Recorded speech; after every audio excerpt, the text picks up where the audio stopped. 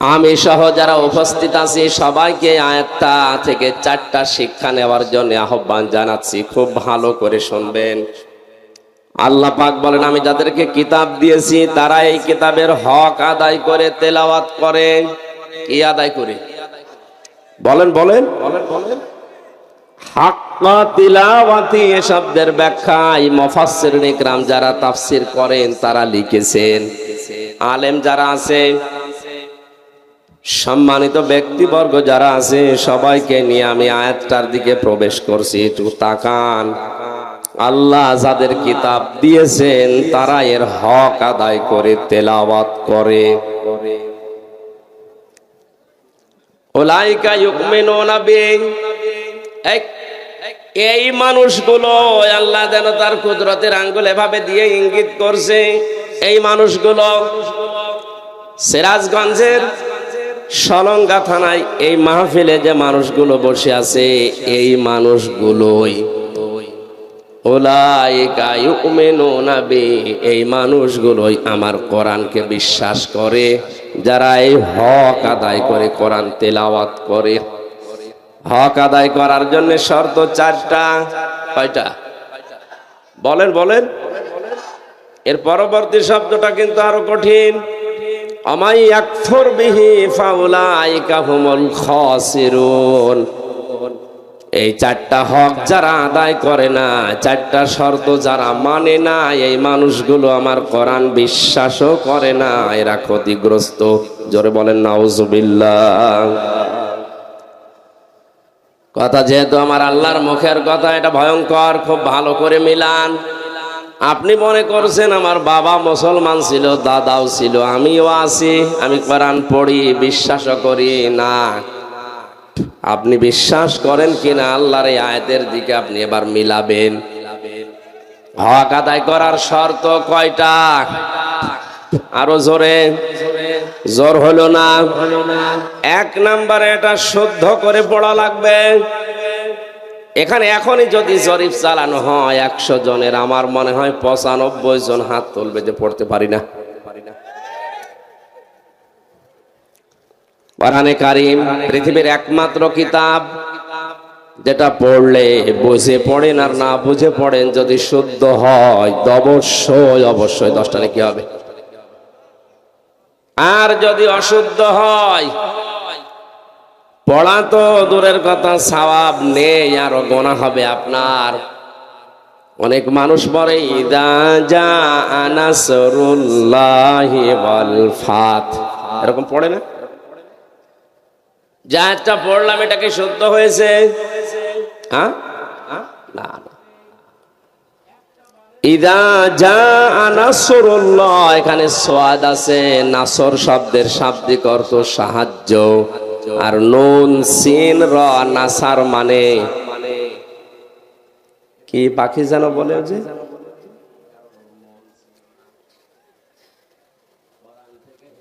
শকুন। শকুন। আল্লাহ পাক বলেন, যখন আসবে আল্লাহর সাহায্য তখন আপনি বিজয় দেখতে পাবেন। অথচ সোয়াদ বাদ দিয়ে সিন দিয়ে যদি কেউ উচ্চারণ করে পড়ে, তাহলে অর্থ হবে যখন আসবে শকুন, আল্লাহর শকুন, তখন আপনি বিজয় পাবেন। পুরা আকাশ পাতাল পাল্টিয়ে যাচ্ছে। এই জন্য শব্দগুলো শুদ্ধ করে পড়া দরকার। কোন একটা কিতাবে যেন পড়েছিলাম, এক হিন্দু বেটা প্রায় 18 বছর পর্যন্ত তার এক দেবতার নাম দিয়ে সকাল বেলা জপত, সামাদ ইয়া সামাদ ইয়া সামাদ। 18 বছর পরে তার মুখটা একদিন গোল হয়ে যেন বেরিয়ে গেছে ইয়া সমাদ। আল্লাহ রাব্বুল আলামিন ডাক দিয়ে বলে, বান্দা আমাকে ডাকো কেন? ফেরেশতারা বলে, রব্বুল আলামিন নাফরমান তোমারে ডাকে না, ওর দেবতাকে ডাকছে। আল্লাহ পাক বলেন, ফেরেশতারা আজ 18 বছর ওর মুখের দিকে আমি তাকিয়ে আছি, কখন আমার বান্দার মুখটা গোল হয়ে শুদ্ধ করে আমার নামটা বের হয়। সামাদ মানে যার অভাব আছে, আর সমাদ মানে যার অভাব নেই। সুতরাং কোরআনে কারিমের যদি হক আদায় করে শর্ত মেনে পড়তে হয়, এক নম্বরে আমাদেরকে বিশ্বাসী যদি বলে দাবি করা লাগে যে আমি কোরআন বিশ্বাস করি, অবশ্যই অবশ্যই শুদ্ধ করে পড়া লাগবে। এ বিষয়টা মেনে নিতে দলমত নির্বিশেষে আমরা রাজি আছি, আলহামদুলিল্লাহ। এখন থেকে শুরু করে মরণের আগ পর্যন্ত যদি আপনি চেষ্টা চালান, তাহলে আপনি তালবে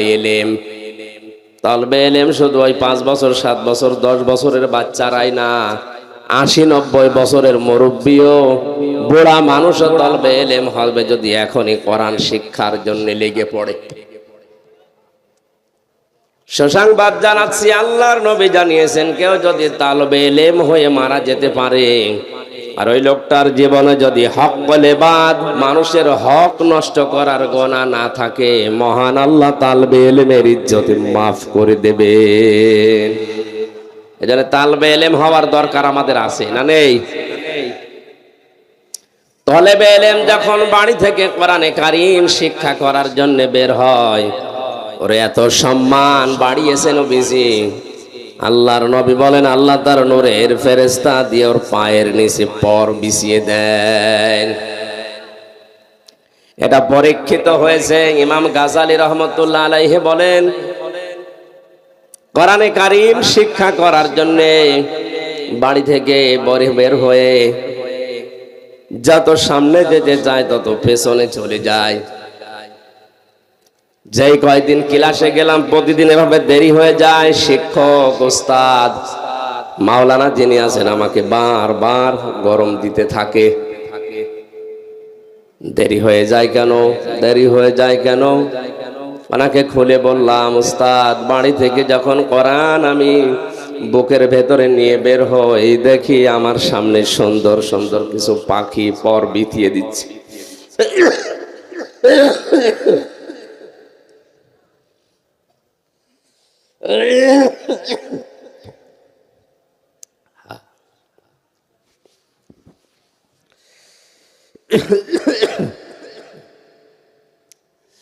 পাখিগুলো এত সুন্দর জীবনে এর আগে কোনোদিন দেখি নাই। এ পাখি দেখার সঙ্গে সঙ্গে এক হাত দিয়ে কোরআন ধরার পরে আর এক হাত দিয়ে সরাতে থাকি। যত সরিয়ে দিতে চাই তত জোর করে আমার পায়ের নিচে পর বিছিয়ে দেয়। এগুলো সরাতে সরাতে আমার দেরি হয়ে যায়। উস্তাদ চোখের পানি ফেলে তাকে বুকে জড়িয়ে কপালে চমা দিয়ে বলে, আল্লাহর বান্দা, হে আমার সন্তান, তুমি যে ছোট ছোট পাখিগুলো দেখেছিলে এটা আসলে পাখি না, এটা নূরের ফেরেশতারা তোমার পায়ের নিচে পর বিছিয়ে দিয়েছে। আশা করছি যে বয়সেই হোক কোরআন না শিখে মরব না, এই সিদ্ধান্ত আজকে নিয়ে যাবেন। রাজি আছেন? আলহামদুলিল্লাহ। দ্বিতীয় শর্ত হচ্ছে শুধু কোরআন পড়লেই হবে না, এটা বুঝতে হবে। আজ 100 জনের ভেতরে 95 জন তো আমরা পেলাম পড়তে পারে না, 5 জন পারে, তার 4 জন বোঝে না। এখানে আজকের যে সূরা জুমার 10 নাম হবে, আপনি যদি কোরআন কিছু না বোঝেন তা আপনি কি করে আমার তাফসীর বুঝবেন বলেন? এজন্য হালকা পাতলা হলেও আপনাকে কোরআনে কারীম বোঝার মতো যোগ্যতা অর্জন করা লাগবে। আল্লাহ রাব্বুল আলামিন বলেন, ওয়ালাকাদ ইয়াসসারনাল কুরআনা লিযিকরি ফাহাল মিন মুদ্দাকির। এই কোরআন আমি সহজ করে দিয়েছি, এখান থেকে উপদেশ নেওয়ার মতো কেউ আছো কি?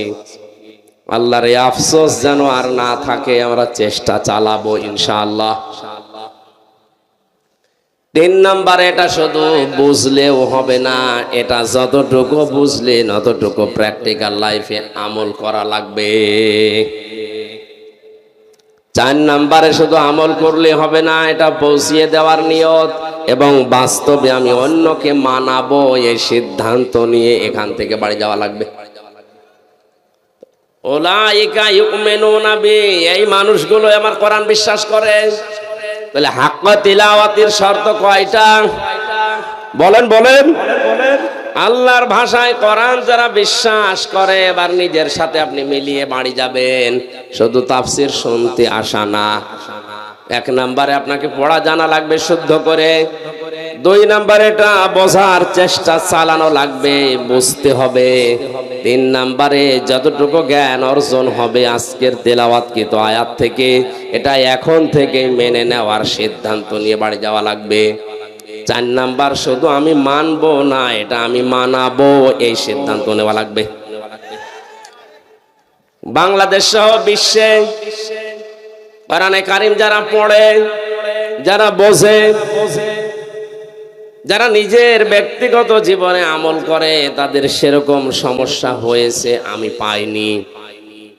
এই 4 নাম্বার যেটা, যে আমি শুধু কোরআন শুদ্ধ করে পড়বো না, শুধু বুঝবো না, শুধু নিজে মানবো না, এটা আমি মানুষকে মানাবো।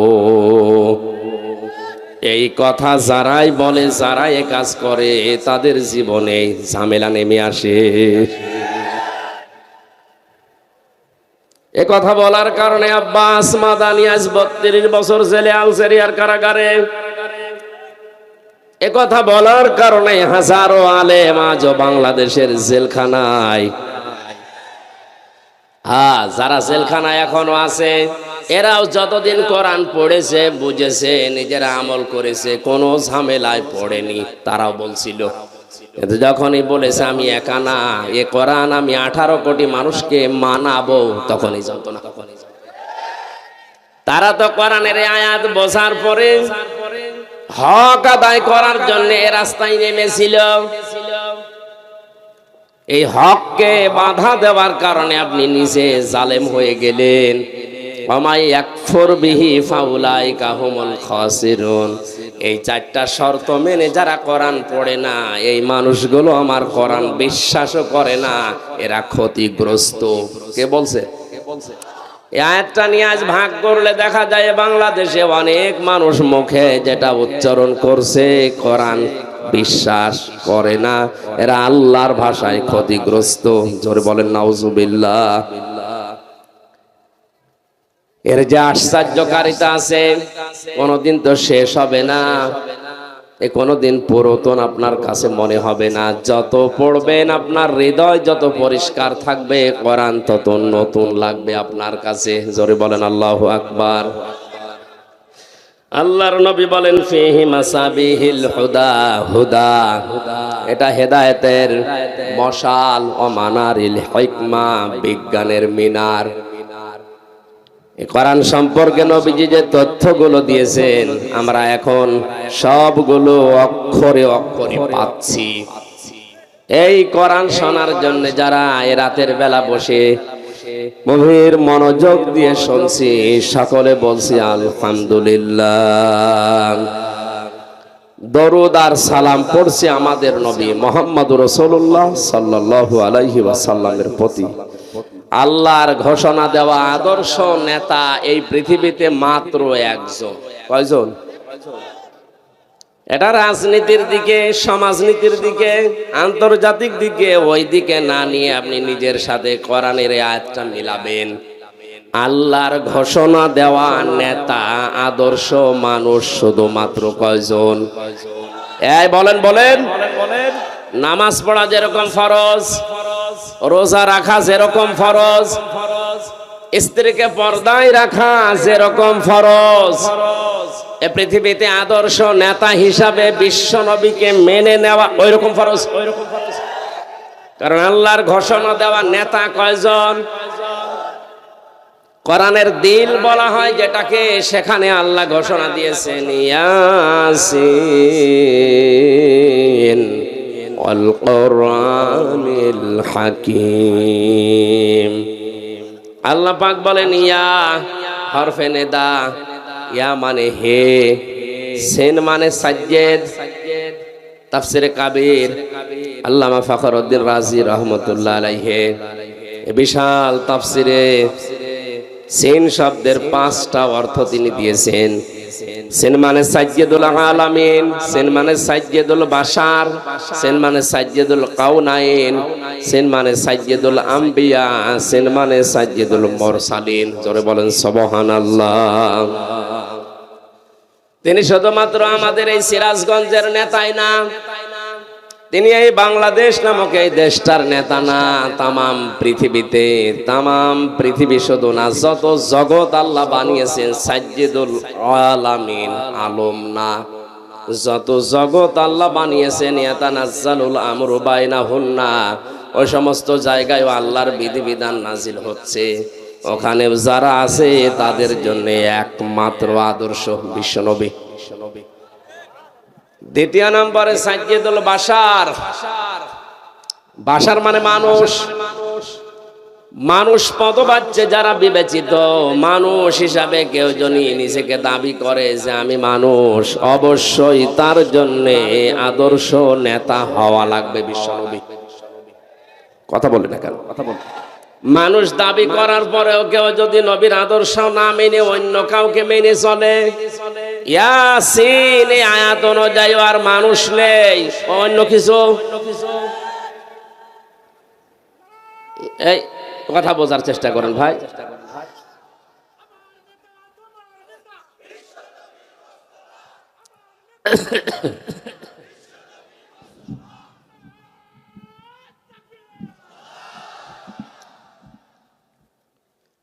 আমি আব্দুল্লাহ ইবনে উবাইয়ের জীবনী পড়েছিলাম। ওর পড়া জীবনে কোন ফরজ নফল বাদ গিয়েছে, মুসলমান দাবি যেদিন করেছিল ওই দিন থেকে মরণ পর্যন্ত আমি পাইনি। শুধু একটা জিনিস ওর ভেতরে ছিল না, ও তলে তলে আবু জেহেলকে নেতা মানত। মারা যাওয়ার পরে বিশ্বনবী মুহাম্মদুর রাসূলুল্লাহ নিজে জানাজা পড়ানোর জন্যও যাচ্ছিলেন, আল্লাহ আয়াত নাজিল করে তাকে নিষেধ করেছিলেন। আমার মনে হয় সূরা তাওবার 80 নাম্বার আয়াতটা পড়ার পরে এখন যদি কোরআন নাজিল হওয়ার সিস্টেম থাকতো, বাংলাদেশে অনেক মুনাফিক ধরা পড়ে যেত। আর নামাজ, রোজা, হজ, যাকাত, পাগড়ি, টুপি, পর্দা, ব্যবসা সব ঠিক আছে, আদর্শ মানতে গিয়ে এমন মানুষকে মানে যার চরিত্র শয়তানের চাইতে খারাপ।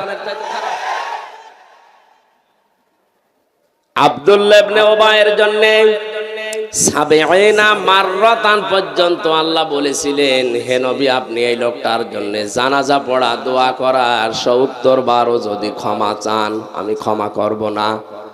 তাফসিরে খাজিনে মুফাসসির দিয়েছেন না, এটা তাফসিরে ফি জিলালিল কোরআনে আছে। সাইয়্যিদ কুতুব বলেন আল্লাহ রাব্বুল আলামিন ৭০ মাররাতান যখন বললেন, নবীজি বলেন ভাই জিবরাইল ৭০ বার দোয়া করলে আল্লাহ মাফ করবে না, আমি এই লোকটার জন্য ৭১ বার ক্ষমা চাবো। কত? নবীজি মনে মনে সিদ্ধান্ত নিয়ে ৭১ বার, ৭০ বার তো হয়ে গেছে, হয় না, ৭১ বারে তিনি হাত তুলে মোনাজাত করবেন।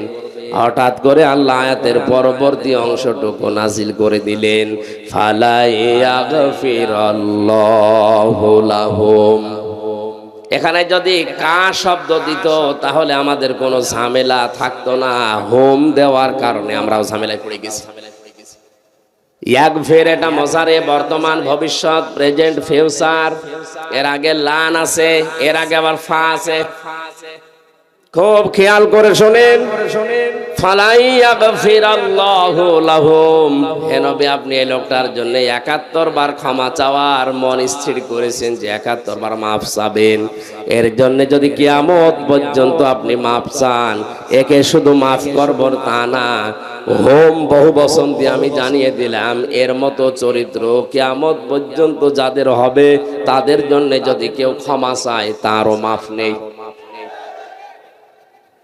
তাহলে ওর নামাজ ছিল রসুলের পেছনে, ও রোজা রাখতো রসুলের সাথে, ইফতারি করতো রসুলের সাথে, ওর ছেলের নাম, নিজের নাম, বাবার নাম, নাতি ছেলের নাম পর্যন্ত নবীজির কথা শুনে সব আব্দুল্লাহ আব্দুল্লাহ রেখেছিল। নবীজির কথা মানতে আমি তাকে একেবারে পাইনি তা না, জীবনে বহু অনুসরণ সে করেছে, শুধু তলে তলে ওর আদর্শ ছিল আবু জেহেল। এই ছোট্ট কথা থেকে যদি আপনি শিক্ষা নিতে না পারেন তাহলে আমার মনে হয় আপনার কপালে কোরআন হেদায়েত দিতে পারবে না। এ 1.5 ঘন্টার কথা শুনে যদি আপনি হেদায়েত পেয়ে যান, হ্যাঁ পেতে পারেন যদি আপনার মন থাকে। কি থাকে? গিরিশচন্দ্র সেনের কথা আমরা শুনেছি, কোরআনে কারিম বঙ্গ অনুবাদ করে, শুধু তা না, ও তাফসিরও লিখেছে। অথচ এই লোকটা কোরআন আমাদের চাইতে বেশি পড়েছে, বেশি লিখেছে, বেশি বুঝেছে, বেশি শুনেছে। কথা বলেন না কেন? তাফসির লিখতে হলে এক একটা শব্দের একাধিক অর্থ জানা লাগে। এখানে যত বড় আলেম বাসা আছে, কেউ বুকে হাত দিয়ে কথা বলার ক্ষমতা নেই যে কোরআনের পুরা প্রতিটি শব্দের অর্থ আমার জানা আছে। না, হয়তো জানা থাকলেও ভুলে গেছি। আমিও পুরাটা পড়েছিলাম, কিন্তু এখন আমার আর মনে নেই। এখন আবার দেখা লাগে, স্টাডি করা লাগে। অথচ হিন্দু বেটা পুরা কোরআন শরীফ ওর আয়ত্তে ছিল, প্রতিটি শব্দের অর্থ ওর জানা ছিল। কি পড়া পড়েছে বলেন, কি বোঝা বুঝেছে,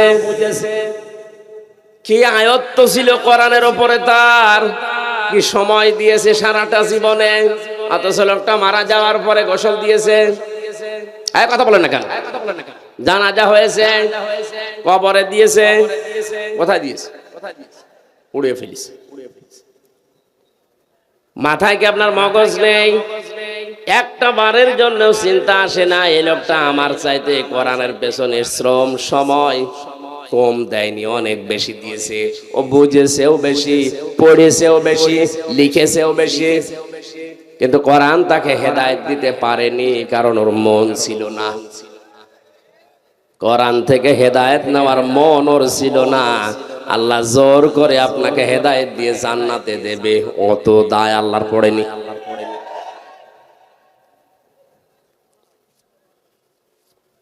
এজন্য আপনি মন তৈরি করেন।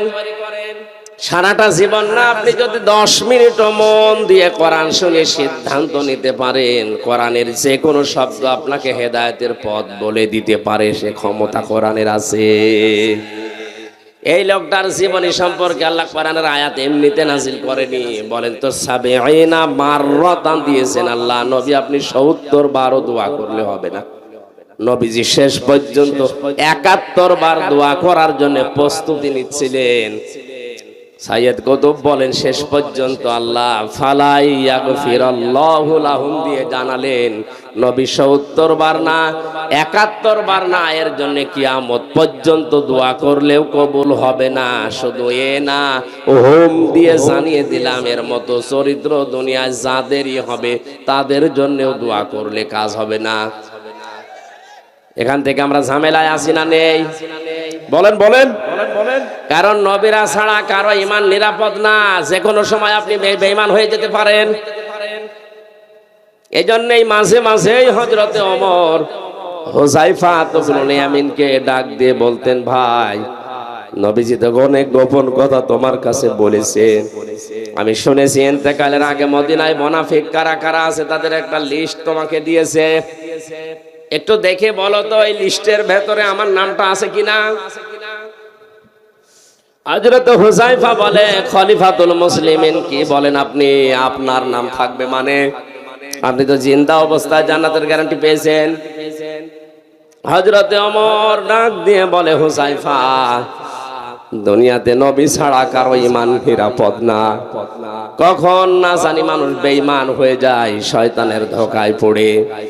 যদি দেখো আমার নামটা ওই লিস্টের ভেতরে আছে, এখনো পর্যন্ত তওবা করার সময় আছে, আমি এখনো ফিরে আসবো, ভালো হয়ে যাবো। জোরে বলেন সুবহানাল্লাহ।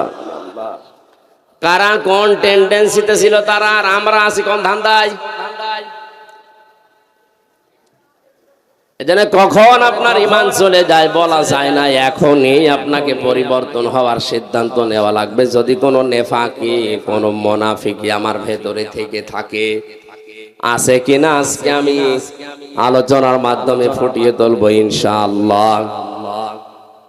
বলে সাইয়্যিদুল বাশার দিয়ে যেটা তাফসিরে মুফাসসির জানাতে চেয়েছেন, মানুষ দাবি করার পরেও যে বিশ্ব নবীকে আদর্শ মানে না, ও মানুষ না, ও জানোয়ার।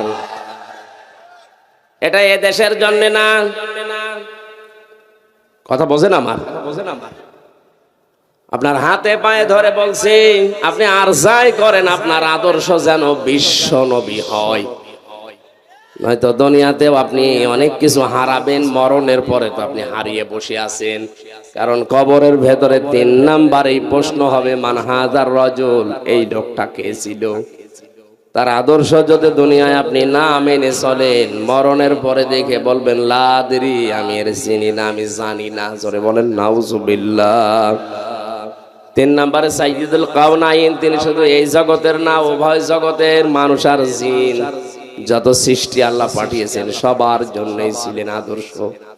4 নম্বরে শুধুমাত্র মানুষের না, মানুষের ভেতরে দামি মানুষ যারা নবী এবং রসুল, তাদেরও জন্য আমার নবী ছিলেন আদর্শ। জোরে বলেন আল্লাহু আকবার। এজন্য ইয়াসিন সূরাটা একবার পড়লে 10 খতম করার সওয়াব হয়, অবশ্যই হয়। এখানে 86টা আয়াত আছে। আমি প্রায় 75টা বিষয় এই সূরার ভেতরে আলোচনায় পেয়েছি। সারা জীবনে যারা এই 75টা বিষয় বাস্তবে প্র্যাকটিক্যাল লাইফে আমল করতে পারবে, তারাই কোরআনে কারিমের এই সূরা ইয়াসিন থেকে যেটা আল্লাহ দিতে চান ওইটা পাবে। 10 খতম করার কোরআন শরীফ পড়ার সওয়াব অবশ্যই আপনি পাবেন, কিন্তু সওয়াবগুলো টিকে থাকার জন্য যে পেছনে সেলাই করা দরকার, ওই সেলাইগুলো হচ্ছে 75টা আমল। তাফসীর ফি জিলালিল কোরআনটা, এই সূরা ইয়াসিনের তাফসীরটা যতটুকু সময় পাবেন দেখবেন আপনার সূরা ইয়াসিন পড়ার পরে 10 খতম পড়ার সওয়াব পাওয়া যায়। এই সওয়াব ধরে রাখার যে নিয়ম ওখানে দেওয়া আছে। আল্লাহ তৌফিক দিন, বলেন আমিন। সূরা জুমা 10 নম্বর আয়াতটা আমরা পড়েছি, তাফসীর আকারে কথা বলার জন্য তৌফিক কামনা করছি আল্লাহর। জবান খুলে বলেন আউযু বিল্লাহি মিনাশ শাইতানির রাজিম, বিসমিল্লাহির রহমানির রহিম। فإذا قضيت الصلاة فانتشروا في الأرض وابتغوا من فضل الله واذكروا الله كثيرا لعلكم تفلحون।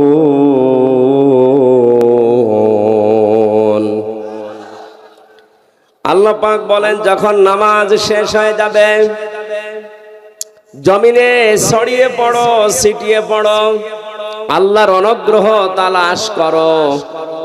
আযকুরুল্লাহ কাসীরা, বাস্তবে কর্মজীবনে আল্লাহর অনুগ্রহ তালাশ করতে গিয়ে আল্লাহকে ভুলে যেও না, স্মরণ করো তাও বেশি পরিমাণে। আযকুরুল্লাহ কালিলুন, আল্লাহ দেননি যে অল্প কিছু সময় স্মরণ করলেই হবে। কাসির না দেবার কাসির আছে। আল্লাহ নামাজের আগে কিন্তু আযকুরুল্লাহ দেননি যে নামাজ পড়তে যাওয়ার আগে আল্লাহকে স্মরণ করো, এই আয়াতে কথা নেই। কর্মজীবনে প্র্যাকটিক্যাল লাইফে বাস্তব জীবনে গিয়ে আল্লাহকে স্মরণ করো, তা অল্প স্বল্প নয়, বেশি পরিমাণে।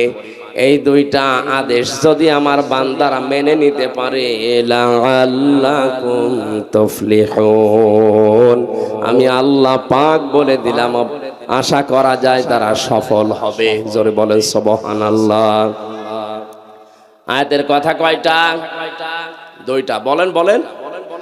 1 নম্বরে নামাজ। 1 নম্বরে কি? সুতরাং নামাজের সময় যখন হয়ে যাবে, প্রথমে যেহেতু কুদিয়াতিস সালাত আছে, দুনিয়ায় যত গুরুত্বপূর্ণ কাজ থাক না কেন সব কাজ আমরা মুসলিম আমাদের জন্য বাতিল, আগে নামাজ। এই কথা বলে না কেন? এই জন্য আজকের আলোচনার বিষয় বললাম নামাজের সময় নামাজ, কাজের সময় কাজ। অন্যান্য জাতির কথা আমরা বাদ দিলাম। 96% মুসলমান যেহেতু আমরা এদেশে আছি, নামাজের সময় যখনই হয়ে যাবে, যত বড় গুরুত্বপূর্ণ সময় থাক, ফরজ নামাজ আমরা বাদ দেব না। রাজি আছেন আপনারা? কারণ কোন মানুষ যদি নামাজ বাদ দিয়ে দেয়, আল্লাহ তার দায়িত্ব ছেড়ে দেয়।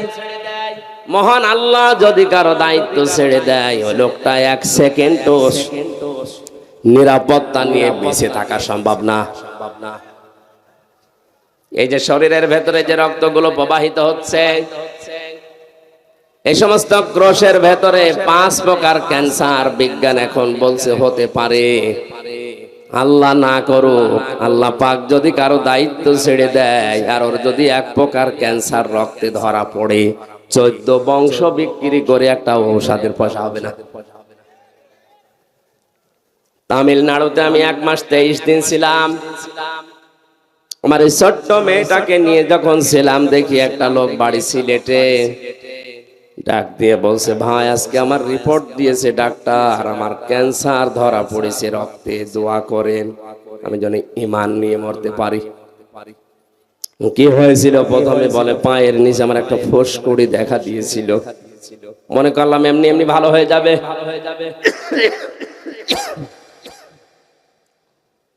কিছুদিন পরে দেখি না, অবস্থা খারাপের দিকে। সিলেটে দেখালাম, ঢাকাতে দেখালাম, ওরা বলে আপনি ভারতে যান। আসলাম এখানে, আজ 13 মাস আমি এখানে আছি, লক্ষ লক্ষ টাকা আমার খরচ হয়ে গেছে।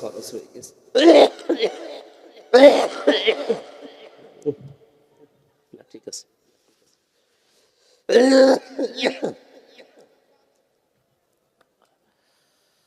চা লাগবে না ভাই। আজকে ডাক্তার রিপোর্ট দিয়েছে রক্তের ভেতরে মানুষের 5 প্রকারের ক্যান্সার হয়, তার ভেতরে আমার নাকি 1 প্রকার হয়েছে।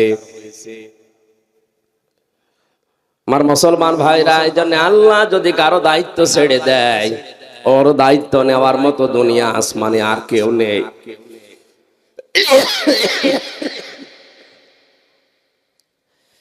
যেন আল্লাহর জিম্মায় থাকতে হলে তার সবচাইতে বড় হুকুম যেটা নামাজ, এটা পড়ার দরকার আছে না নেই? দুনিয়ার অনেক কিছু আছে এর ভেতরে, তা আখেরাতে তো আছে। পৃথিবীতে কোন মানুষ যদি 5 ওয়াক্ত নামাজ আদায় করার আগে ওযু করে, মহান আল্লাহ তাকে অনেক রোগ শোক থেকে বাঁচিয়ে রাখেন। জোরে বলেন সুবহানাল্লাহ।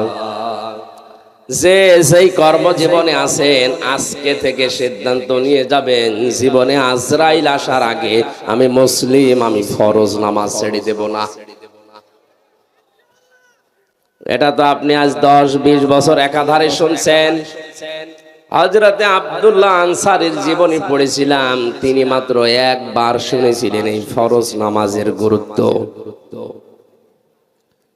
পরিবারস্থ লোকদেরকে গর্তের ভেতরে রেখে হলেও তিনি নামাজে আসতেন। হযরত ওমর একদিন নালিশ দিলেন, ইয়া রাসূলুল্লাহ, এই লোকটা প্রতিদিন পেছনে আসে নামাজে আর সবার আগেই দৌড় দিয়ে চলে যায়। আপনি মুনাফিকদের যে আচরণ বলেছিলেন, মুনাফিকদের জন্য বাজার ভালো লাগে বেশি, মসজিদ ওদের কাছে খারাপ লাগে, পেছনে আর চলে যায় সবার আগে। আপনি এবার বলেন লোকটা কি? নবীজি বলেন, আন্দাজে মন্তব্য করা ঠিক নয়, চলো দেখি তার বাড়িতে গিয়ে। কয়েকজন সাহাবীকে নিয়ে নবীজি তার বাড়িতে গেলেন, ডাক দিলেন, আব্দুল্লাহ বাড়িতে আসো।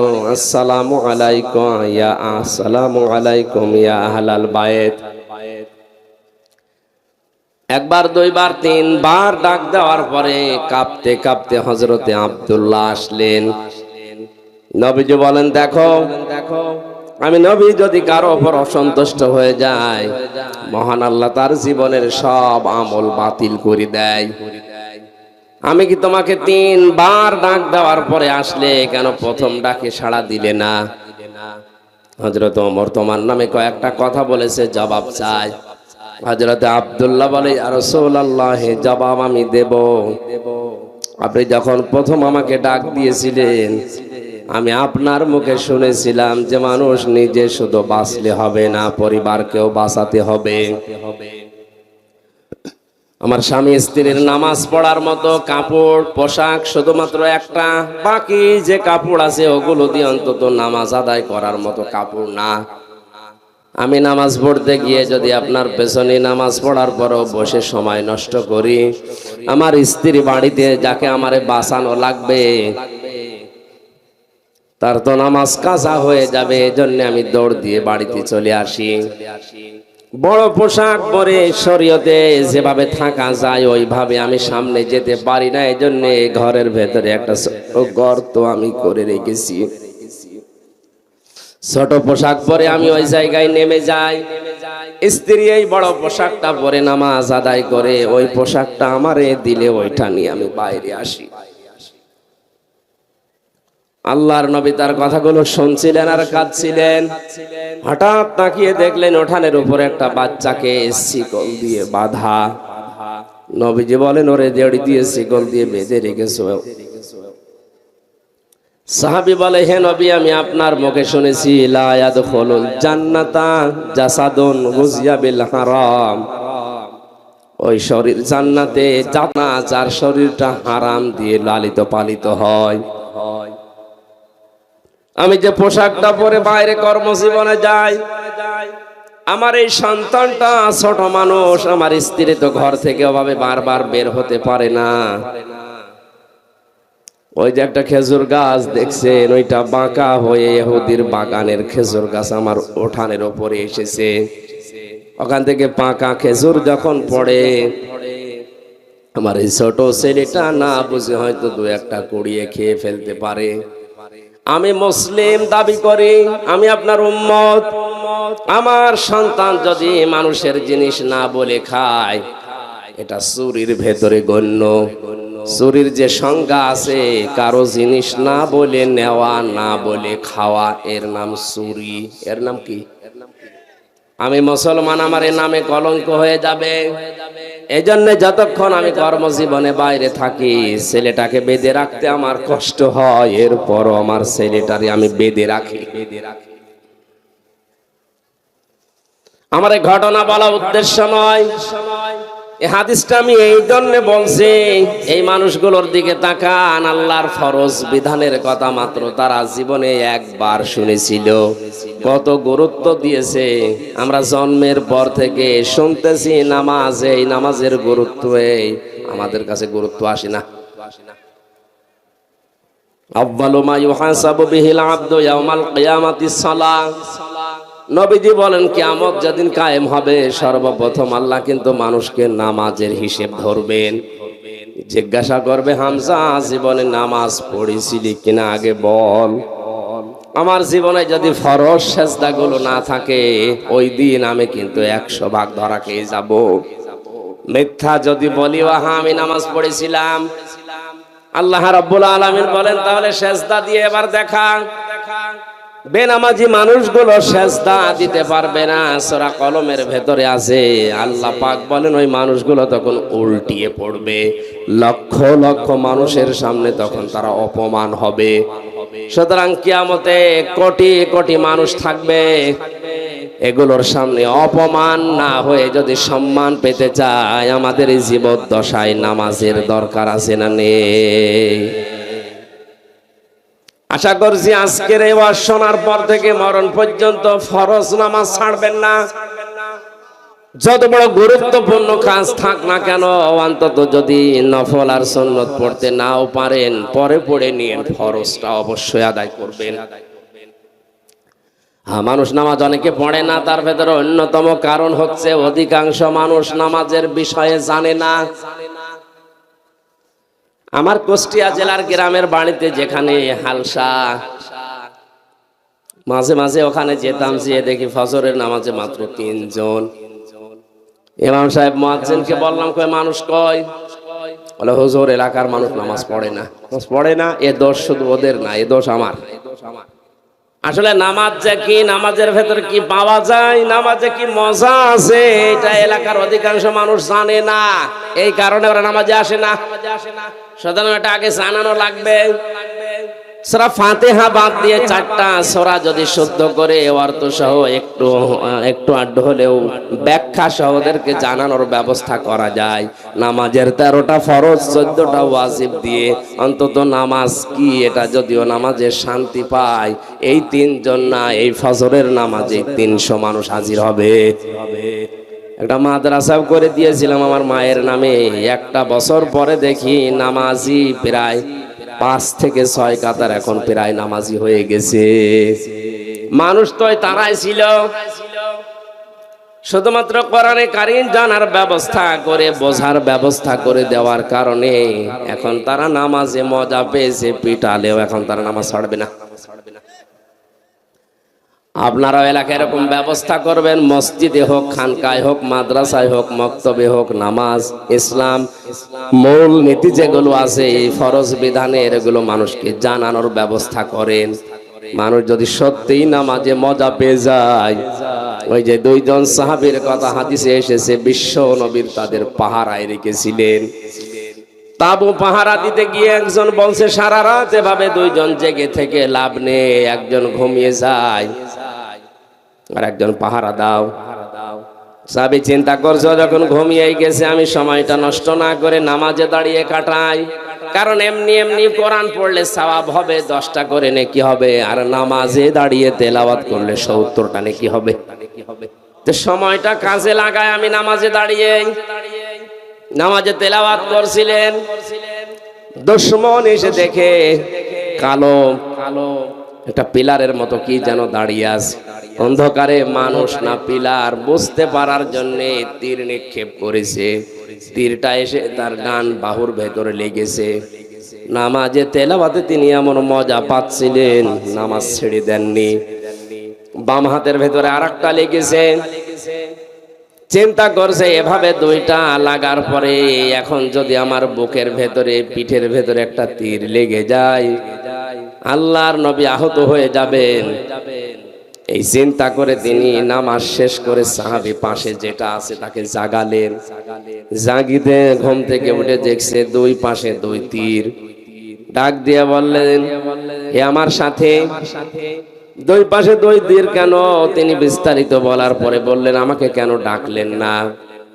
সাহাবী বলে আল্লাহর বান্দা, আমি নামাজে দাঁড়িয়ে আমার আল্লাহর সাথে কথা হচ্ছিল, এত বেশি মজা পাচ্ছিলাম এই নফল নামাজটাতে। প্রথম তীরটা লাগার পরে আমি খেয়াল করি নাই, দ্বিতীয় তীরটা লাগার পরেও আমি খেয়াল করছিলাম না। মনের ভেতরে একটা চিন্তা এসেছিল কি যেন আমার শরীরে এসে বিদ্ধ হয়েছে। চিন্তা করলাম আপনি তো ঘুমিয়ে আছেন, কি যেন এসে বিদ্ধ হয়ে গেল। এই অবস্থায় যদি আরেকটা কিছু এসে আমার বুকের উপরে লাগে, আমি যদি মারা যাই তাহলে বিশ্ব নবী আহত হয়ে যাবেন। এই চিন্তা যদি মনের ভেতরে উকি না দিত, জীবন চলে গেল, আমি নামাজ বাদ দিতাম না। তারাও তো আমাদের মতো রক্ত মাংসে মানুষই ছিলেন। অনেক মানুষ বলে আমি নামাজ পড়তে পারি না কাজের যন্ত্রণায়। আপনার মতো মানুষই আছে তারা কাজ করে খায় কিন্তু ফরজ নামাজ ছাড়ে না। এখানে যে যে কর্মজীবনে আছেন, কর্মজীবন তো লাগবেই। আল্লাহ কর্ম করার আগেই নামাজের পয়েন্টটা আগে দিয়েছেন আয়াতে। এজন্য মূল কথা এইটাই, আমরা যাই করি নামাজ যেন ফরজটা বাদ না দেই। আল্লাহ পাক বলেন নামাজ যখন শেষ হয়ে যাবে তখন তোমাদের কাজ হবে ফান্তাশিরু ফিল আরদি ওয়াবতাগু মিন ফাদলিল্লাহ। নামাজ শেষ হয়ে যাওয়ার পরে এবার আর মসজিদে বসে থাকা ঠিক না। এই তাকান, অনেকেই নামাজের পরও মসজিদে বসে বসে গল্প করে, নিজের ছেলে কয়টা, মেয়ে কয়টা, কে কোথায় কি করে, এই গল্প জায়েজ নেই আপনার জন্য। নামাজ শেষ, আল্লাহ বলেন এবার ছড়িয়ে পড়ো, ছিটিয়ে যাও। কোথায় যাবেন?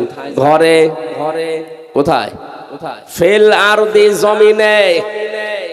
সুতরাং আমরা নামাজি যারা এই দেশে আছি, নামাজ শেষ, মসজিদের কাজ শেষ, এবার ছড়িয়ে পড়া লাগবে কোথায়?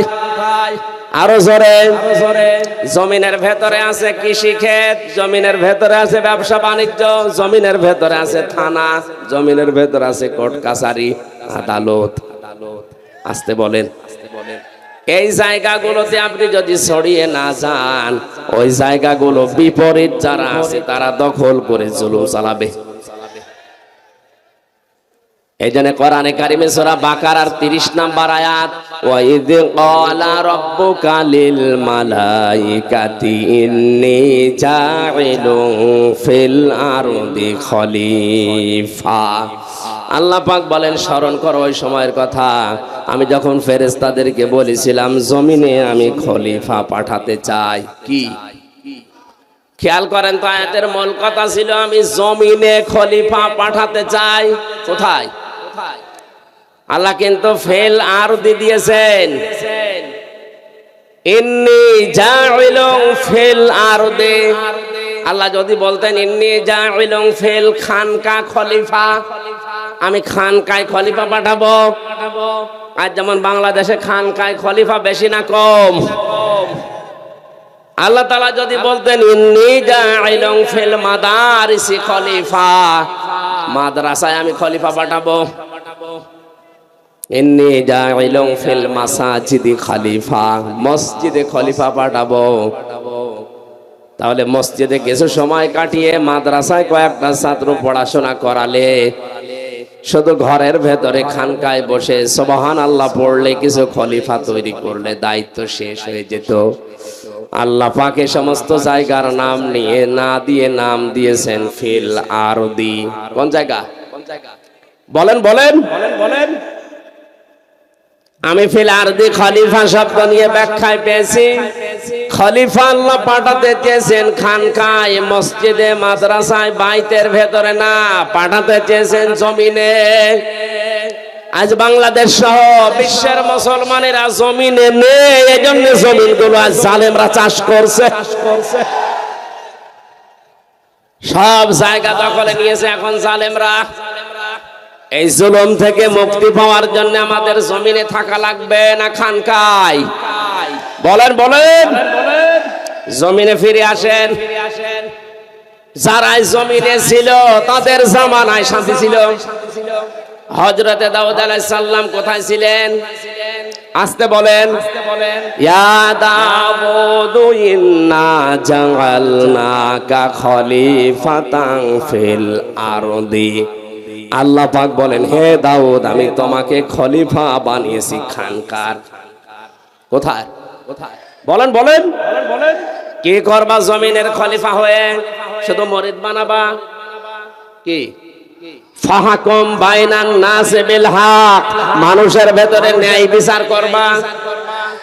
আরে ভাই, ন্যায় বিচার করার জন্য যে জায়গাগুলো লাগে, একটা জায়গা আজ মুসলমানদের হাতে নেই। যতগুলো জায়গা আপনি খেয়াল করে দেখেন, সবগুলো পৃথিবীতে জালেমদের হাতে। আপনি ন্যায় বিচার করবেন কি দিয়ে, কোন জায়গায় করবেন, সে জায়গাও নেই, সে জিনিসও নেই। বস করে ন্যায় বিচার করা যায়? আল্লাহ ফাহকুম বাইনান নাসে দিয়েছেন, ন্যায় বিচার করা লাগবে গরু ছাগলের ভেতরে। বলেন বলেন বলেন। লিন্নাস, কোন মানুষ? মরা মানুষ। লাম ব্যবহার করা হয় 19টা অর্থে, তার একটা অর্থ আছে লাম ব্যবহার হয় জীবিত মানুষদের জন্য। নবী দাউদকে আল্লাহ ডাক দিয়ে জানিয়েছেন, জমিনের খলিফা হয়ে শুধু গরু ছাগলের বিচার না, তোমাকে বিচার করা লাগবে, ন্যায় বিচার করা লাগবে মানুষের ভেতরে। মানুষের বিচার করতে গিয়ে ওয়ালা তাত্তাবিউল হাওয়া ফায়ুযিল্লাকা আন সাবিলিল্লাহ, মন মতো রায় দেওয়া যাবে না, বিচার করা যাবে না। তাহলে আল্লাহ নিজে তোমাকে সৎ পথ থেকে গোমরা পথে চালিয়ে দেবে, তার পথ থেকে সরিয়ে দেবে। জোরে বলেন নাউজুবিল্লাহ। আজ বাংলাদেশ সহ বিশ্বের বিচার ব্যবস্থায় যারা আছেন, এটা কিন্তু একটা আমানতের চেয়ার। কথা বলেন না কেন? এই চেয়ারে যারাই বসে আছেন, তাদের একটু উদাসীনতার কারণে আজ হাজারো মানুষ জেলখানার ভেতরে অন্ধকার প্রকোষ্ঠে পড়ে আছে। আমি কোন অপরাধে 3 বছরে অন্ধ প্রকোষ্ঠে থাকবো? আপনি জবাব দেন। চুরি করলেও সর্বোচ্চ শাস্তি দেয় 3 মাস। 3 মাস শাস্তি দেয় চুরি করলে। আমি কি চুরি করলাম আপনি আমার দেখান, কি ডাকাতি করেছি, আমি কি জেনাকার, আমি কি মানুষ হত্যাকারী, কি অপরাধী, আপনি 3 বছর আটকালেন, জবাব দিতে পারবেন? কতবার আপনার কাছে আমার মামলাটা গেছে? 1 বার 2 বার 3 বার না, প্রায় 32 থেকে 33 বার। প্রতিবার আপনি ফেরত দেন। একটা বারের জন্য চেয়ারে বসে আপনার বিবেক নাড়া দেয় না? এটা আমানতের চেয়ার। এখানে বসলে আল্লাহর নির্দেশ, ফাহকুম বাইনান নাসি বিল হক, ন্যায় বিচার করা লাগবে। ওয়ালা তাত্তাবিউল হাওয়া, মন মতো কোনো রায় দেওয়া যাবে না, বিচারও করা যাবে না। এইজন্য যারাই দায়িত্বে আছি আমরা পৃথিবীতে, তারা যদি মন মতো বিচার করি, আমার মনে হয় ওই কাজ না করে নফসের ধোকায় না পড়ে রিকশা চালানো ভালো। আমি আপনাকে বাঁচার জন্য বলছি, আপনি ধরা খাবেন। আল্লাহ আপনাকে তার পথ থেকে দূরে সরিয়ে দেবে। আর আল্লাহর পথ থেকে দূরে সরে গিয়ে তামাম দুনিয়ার মালিক হয়ে আপনি কি করবেন? চোখ বন্ধ হওয়ার পরে ওইগুলো সব জাহান্নামে নেওয়ার জন্য ব্যস্ত হয়ে পড়বে। আমার ভাইয়ের জন্য আমাদের থাকা লাগবে কোথায়? আরো জোরে। আমরা জমিনে আছি না? নেই।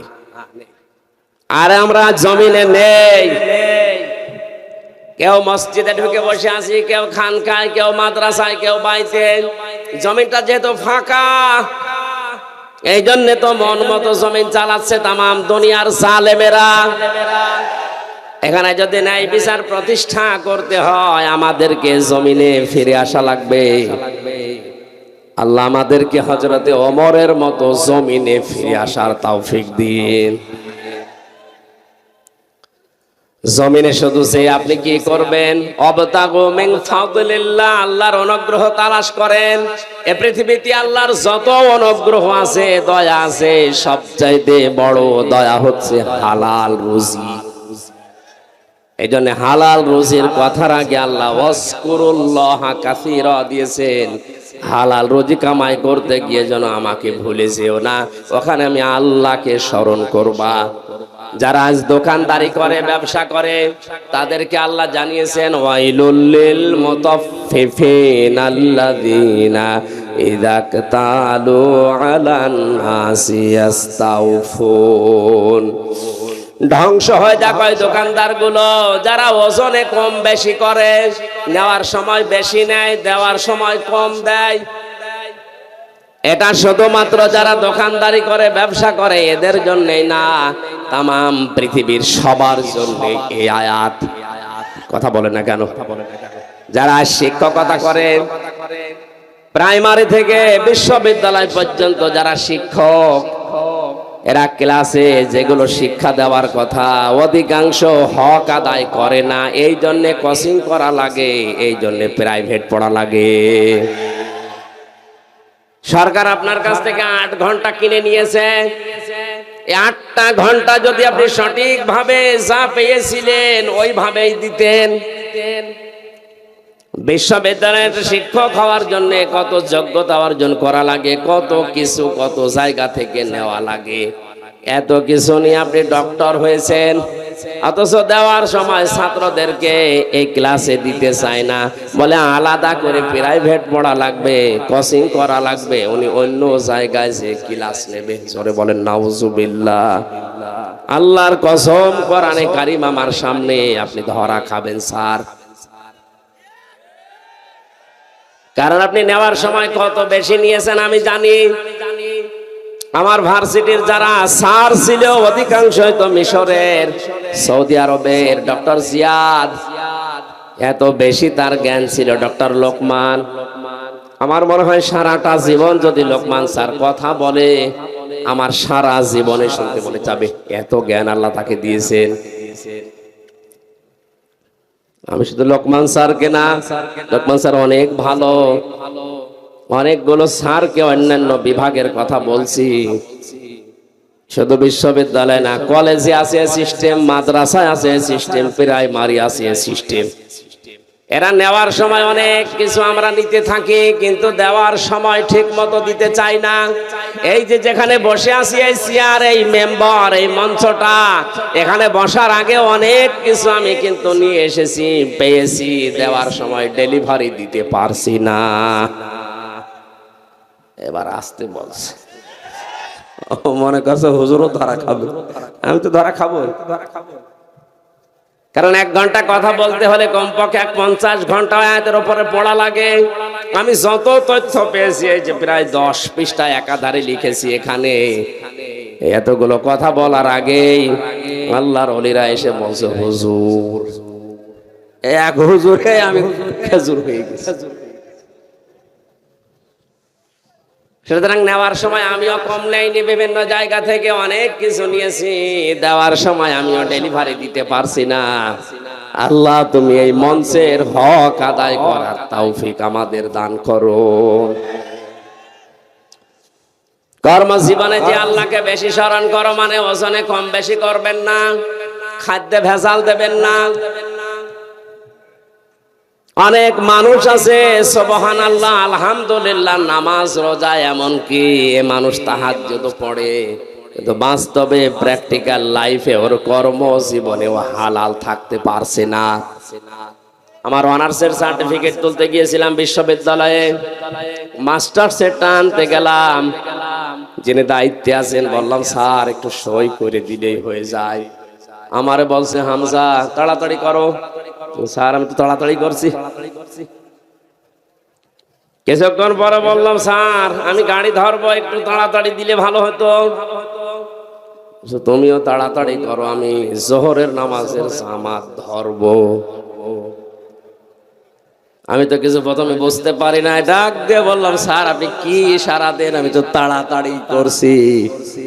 স্যার এবার মুখ ফুটে বলে ফেলছে হামজা 2000 টাকা বের করো। বললাম ও আপনি নামাজে যাবেন, জোহরের নামাজে জামাত ধরবে, আপনার এইটা আসল জামাত। সরকার আপনার কাছ থেকে 8 ঘন্টা কিনে নিয়েছে, দায়িত্ব দিয়েছে কি এই 8 ঘন্টার ভেতরে ছেলে মেয়েরা আসবে, সই করে সিল মেরে আপনি কাগজটা দিয়ে দেবেন, এইটাই আপনার নামাজ। কথা বলেন না কেন?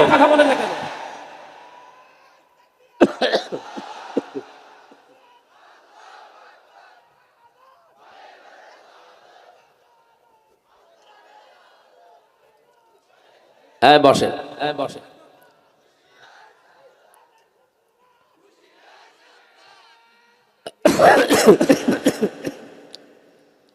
অথচ উনি নামাজ মনে করেছে ওই 5-7 মিনিট 10 মিনিট যেটা জামাতে নামাজ পড়বে ওইটাকে, আর এইটাকে উনি দুনিয়ার কাজ মনে করছে। এই জন্য আল্লাহ কর্মজীবনের আগে ওয়াজকুরুল্লাহ কাসীরা দিয়েছেন, যে কর্মজীবনে গিয়ে যেন আমাকে ভুলে যেও না, ওখানেও আমার আলোচনা আছে, স্মরণ আছে, জিকির আছে, ওইটা তোমার কর্মজীবনের দায়িত্ব। জোরে বলেন সুবহানাল্লাহ। জীবন যদি সফল করতে চান অবশ্যই আপনাকে এই 2টা কাজ করা লাগবে। এই জন্য মসজিদে মানুষ যখন প্রবেশ করে ডান পা দিয়েই বলে আল্লাহুম্মা ইন্নী আসআলুকা মিন ফাদলিকা, হে আল্লাহ আমি তোমার কাছে তোমার অনুগ্রহ চাই, দয়া চাই। বের হওয়ার সময় আল্লাহকে বলে আল্লাহুম্মা আফতাহ লি আবওয়াবা রাহমাতিকা, হে আল্লাহ তোমার কাছে আমি এসেছি, তোমার এই ঘরে রহমতের দরজা যা আছে সব কিছু খুলে দাও। এজন্য আল্লাহর দয়ার রহমত পেতে হলে মসজিদমুখী হওয়া লাগবে, আর আল্লাহর ফজল অনুগ্রহ পেতে হলে জমিনমুখী হওয়া লাগবে। কথার অর্থ আমি বোঝাতে পেরেছি? রহমত পাওয়ার জন্য মসজিদ, রহমতের জন্য আরো জোরে বলেন। এই জন্য অশান্তি লাগলে আপনি মসজিদমুখী হবেন। 2 রাকাত নামাজ আদায় করে আপনি আল্লাহকে আপনার মুখের কথা, মনের কথা, দুঃখের কথা বলেন, এটা রহমত পাওয়ার জায়গা। আর যদি কেউ অনুগ্রহ ফজল পেতে চায় অবশ্যই তার জমিনে আসা লাগবে।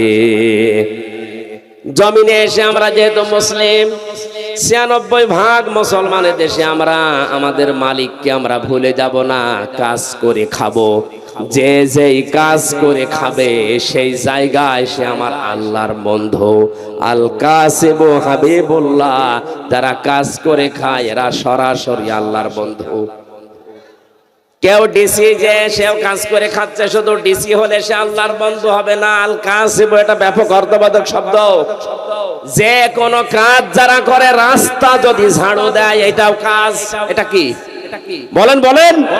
পৃথিবীর কোন কাজ ছোট না। টয়লেট যারা পরিষ্কার করে এটাও কাজ। এটা যদি সঠিকভাবে ও দায়িত্ব পালন করে ও আল্লাহর বন্ধু। এজন্য কাজকে ছোট মনে করা, ঘৃণা করা, কাজকে ছেড়ে দেওয়া যায় নেই। যে কোনো কাজ করেন কিন্তু কাজটা হওয়া লাগবে ভালো। কি? আল্লাযী খালাকাল মাউতা ওয়াল হায়াতা লিয়াবলুয়াকুম আইয়ুকুম আহসানু আমালা। আল্লাহ পাক বলেন, মানুষের মওত আর হায়াত সৃষ্টি করে দুনিয়ায় পাঠালাম কেন জানো? আমি পরীক্ষা করতে চাই তোমাদের ভেতরে কে ভালো কাজ করতে পারে। কি কাজ? আপনি এজন্য যে কাজই করবেন কাজটা যেন আপনার ওই আয়ত্তে ভালো হয়। যারা টাইলস মিস্ত্রি আছেন, যারা মোজাইক মিস্ত্রি আছেন, যে কোনো কাজ আপনি ছোট মনে করবেন না, ওইটাই আপনার জীবনে অনেক বড় কাজ। কিন্তু যতটুকু পারেন সর্বোচ্চ ভালোটা দেওয়ার চেষ্টা করবেন। লাকাদ খলাকনাল ইনসানা ফি কাবাদ। আমি মানুষকে কষ্টের পরে কষ্ট সহ্য করার জন্যই বানিয়েছি। এই জন্য আমাদের কষ্ট করা লাগবে। যে যেখানে আমরা আছি ওই জায়গায় কষ্ট স্বীকার করে হলেও কাজটা সুন্দর করে দুনিয়ার মানুষকে উপহার দেওয়া লাগবে। ইয়া আইয়ুহাল ইনসানু কাদহাং ফামুলাকি। হে মানুষেরা, তোমার রবের কাছে যদি পৌঁছাতে চাও তাহলেও তোমাকে কঠোর পরিশ্রমের মাধ্যমে পৌঁছানো লাগবে। এই জন্য পৃথিবীর কোন কাজ যেহেতু ছোট না, যে কাজে আছেন আপনি নিজেকে ছোট মনে করবেন না। মনে করছেন আমি তো দোকানদারি করে, আর একজন ডিসি আছে, একজন এমপি, ওর অনেক বড় না। কাজ তো কাজই। প্রত্যেক কাজ যদি কেউ সঠিকভাবে পালন করতে পারে সে আর সাধারণ মানুষ থাকে না, সে সঙ্গে সঙ্গে আল্লাহর বন্ধু হয়ে যায়। আল্লাহর যদি কেউ বন্ধু হয়, আল্লাহু ওয়ালিয়ুল্লাযীনা আমানু ইখরিজুহুম মিনাজ যুলুমাতি ইলান নূর। ঈমান যারা আনে আমি আল্লাহ তাদের বন্ধু হয়ে যাই। আমার দায়িত্ব হয়ে যায় তাদেরকে অন্ধকারের রাস্তাগুলো থেকে আলোর দিকে, ইসলামের দিকে, জান্নাতের দিকে বের করে নিয়ে আসা। জোরে বলেন সুবহানাল্লাহ। আল্লাহ আমাদের জীবন সফল করার জন্য যে পদ্ধতিগুলো দিলেন, এখন থেকে জীবনে যতদিন হায়াত আছে নামাজের সময় আসলেই নামাজ, নামাজ শেষ আর বসে থাকবো না। নামাজের পরে যাব কোথায়? কাজে। কোথায়? যে যেই ধরনের কাজ পেয়েছেন কাজ করেন, ওই কাজে যে সঠিক থাকতে পারলে আপনি আল্লাহর ওলি হয়ে, বন্ধু হয়ে দুনিয়া থেকে বিদায় নিতে পারবেন। আল্লাহ আমাদের তৌফিক দিন। জোরে বলেন আমিন। মা বোন যারা এসেছেন তাদের জন্য মাত্র কয়েকটা ওয়াজ করছি তিরমিজি শরীফ থেকে। সম্মানিত মা বোনেরা, আপনার তাওয়াক্কুল হওয়া লাগবে হযরতে হাজিরা রাদিয়াল্লাহু তাআলা আনহার মতো। আপনার ইবাদত বন্দেগী হওয়া লাগবে হযরতে মরিয়মের মতো। আপনার দৃঢ় ঈমান তৈরি করা লাগবে হযরতে আসিয়া রাদিয়াল্লাহু তাআলা আনহার মতো। আপনার স্বামী ভক্তির উদাহরণ হওয়া লাগবে খাদিজাতুল কুবরা রাদিয়াল্লাহু তাআলা আনহার মতো। আপনার জ্ঞান অর্জন করার স্পৃহা থাকা লাগবে হযরতে আয়েশার মতো। আপনার পর্দা পশিদা এগুলো থাকা লাগবে বিশ্ব নবীর ছোট মেয়ে ফাতেমাতুজ জোহরার মতো। আল্লাহ এই 6টা নারীকে নারীদের জন্য আদর্শ বানিয়ে দিয়েছেন। সিরাজগঞ্জ সহ বিশ্বের মা বোনদেরকে এই 6টা নারীকে আদর্শ হিসেবে আমিন। আমার শরীরের দিকে এবং কণ্ঠের দিকে কাশি যেভাবে হচ্ছে আমি আর কথা বলতে পারছি না। সামনে শরীর সুস্থ হোক, ভালো হোক, পরিবেশ আসলে কথা বলবো। এখন মুসাফির, মজলুম এবং অসুস্থ, এই 3টা বিষয় সামনে রেখে আমরা একটা মোনাজাত করছি। আল্লাহুম্মা আমিন। এই মোনাজাতটা বসে করেন ভাই। রব্বানা যালামনা আনফুসানা ওয়া ইল্লাম তাগফির লানা ওয়া তারহামনা লানাকুনান্না মিনাল খাসিরিন। রব্বুল আলামিন, সারাটা জীবন অপরাধ করে জীবনটা নষ্ট করে ফেলেছি। হাত উঠায়া কথা বলবো ভয় করে, লজ্জা করে। জীবনের অপরাধের দিকে তাকালে তোমার জান্নাতের আশা করা যায় না। আমাদের জীবনের অপরাধের দিকে তাকালে হয়তো তোমার ক্ষমা করতে ইচ্ছেও করবে না।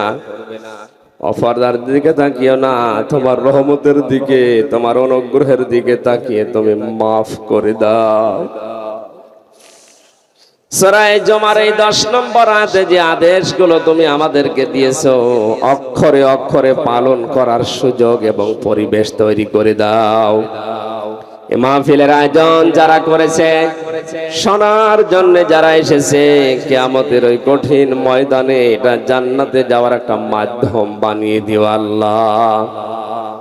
সম্মানিত মা বোনেরা পর্দার আড়ালে বসে আছে, আল্লাহ তাআলা তাদেরকে এই 6 জন নারীকে সামনে রেখে জীবন চালানোর তৌফিক দাও। তাদের তাওয়াক্কুল তুমি হযরতে হাসেরার মতো বানিয়ে দাও। রব্বুল আলামিন তাদের স্বামী ভক্তির যে নিদর্শন, এটা খাদিজাতুল কুবরার মতো তৈরি করে দাও। তারা যারা স্বামীকে সম্মান করতে পারে সেই তৌফিক মা বোনদের দান করো। তাদের পর্দা পশিদাকে হযরতে ফাতেমার মতো বানিয়ে দাও। তাদের দৃঢ় ঈমানকে হযরতে আসিয়ার মতো বানিয়ে দাও। আল্লাহ তাআলা তিরমিজি শরীফের হাদিসটা আমাদের মা বোনদেরকে তুমি বাস্তব জীবনে প্রেক্ষাপটে এই দেশে মেনে চলার সুযোগ করে দাও। যত অতিথি আজকে এসেছে আল্লাহ, আমি কোরআন হাদিস থেকে সঠিকটা তুলে ধরার তৌফিক তুমি আমাকে দিয়েছো, আমি তুলে ধরেছি। এই মানুষগুলোকে তুমি মেনে চলার তৌফিক দাও। আমাদের অনেকের রোগ শোক আছে, বিশেষ করে আমি নিজে অসুস্থ, শেফায়ে কামেলা আজলা নসিব করো রব্বুল আলামিন। আমার কণ্ঠটা, আমার শরীরটা তুমি ভিক্ষা দাও, আমাকে জ্ঞান তুমি ভিক্ষা দাও। সহজ সরল ভাষায় অল্প সময়ের ভেতরে কোরআনের কথাগুলো তোমার বান্দা বান্দীদের বোঝাতে পারে ওই তৌফিক আমারে দান করো আল্লাহ।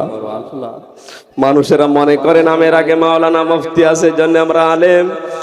আলেম হওয়া যেভাবে দরকার ওইভাবে আমাদেরকে কবুল করো। যে দায়িত্ব তুমি দিয়েছো এই মেম্বারের, এই মঞ্চের হক আদায় করার তৌফিক দাও। না জানি আবার কিয়ামতে তোমার দরবারে আমরা ধরা পড়ে যাই কিনা। আল্লাহ তাআলা আমার মা বাবা সহ যত মানুষ আমরা হাত তুলেছি মা বাবার জন্য, মেহেরবানি করে ক্ষমা করে দাও। যে বাড়িতে এসে বসেছিলাম ওই বাড়ির উপরে তোমার রহমত নাজিল করো। প্রশাসনের ভাইরা যারা এসেছেন, নিজেদের বাবা মা আত্মীয় স্বজন স্ত্রী পুত্র সন্তান গুলো নিজ নিজ এলাকায় রেখে যারা দেশ এবং জাতির দায়িত্ব পালন করে, আল্লাহ তুমি তাদেরকে দেখে রাখো। তাদের বাড়ি ঘর আত্মীয় স্বজন মা বাবাকে তোমার কুদরতের নজর দিয়ে তুমি আটকাও। বারাকাল্লাহু লানা ওয়া লাকুম ফিল কুরআনিল আযীম। যখনই মরণ আসবে যেন পড়তে পারি লা ইলাহা ইল্লাল্লাহু মুহাম্মাদুর রাসূলুল্লাহ। আসসালামু আলাইকুম।